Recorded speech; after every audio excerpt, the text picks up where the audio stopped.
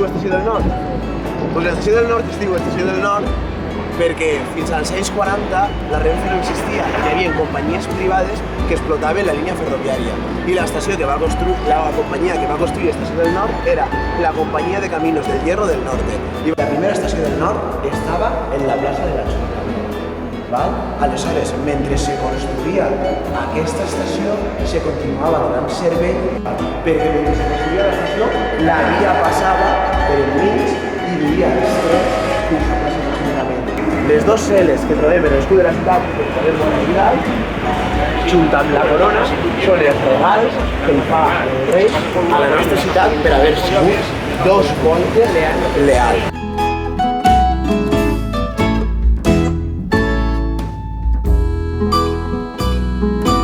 L'Ajuntament se construís entre el 1905 i el 1950. I dius tu, coi, 45 anys ho van fer tranquil·lament. Per què? Perquè se van anar fent moltes reformes perquè s'anaven anant annexionant aquests edificis. Per què? Perquè l'entrada a la catedral se feia des d'un carrer estretet, que era aquest. Tot això eren cases. Per tant, no tenia trellat fer una façana gegant que no pogueres veure.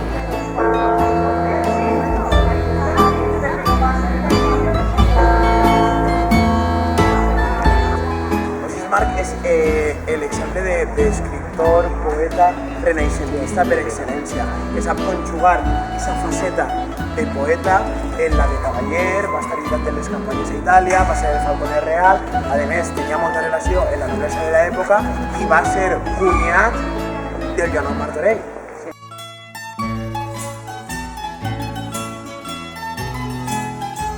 Perquè se coneix que el pare de Jaume I, que era Pere el Catòlic, no estava molt content en que l'hagueren casat amb la mare de Jaume I, i que no li agradava perquè era lletja. I ell, ja que soc rei, però ell l'havien triat per les possibilitats polítiques que tenien. I aleshores ell tenia un amant, i diuen que els nobles el van enganyar una nit i li van canviar a l'amant per la dona perquè s'excitaren ella. I va néixer Jaume I, que no el va conèixer fins a prou més tard. Aleshores, quan tornen a la ciutat, diuen, bueno, gràcies per defensar la ciutat, torneu les armes. I què diuen? Què armes? Nosaltres no... Val? I a partir d'ahir, ells ja armats, pues demanen...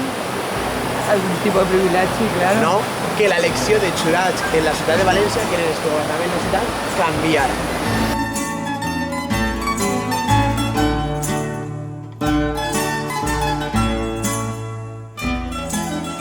Va ser l'última utilitat, a part de cultural i turística, que van tindre les Torres de Sota. O sigui que un edifici tan antic, que va del segle XIV, en el segle XX encara va tenir una funció i molt important, que és protegir els quadres que se van treure de Madrid, van estar així baix.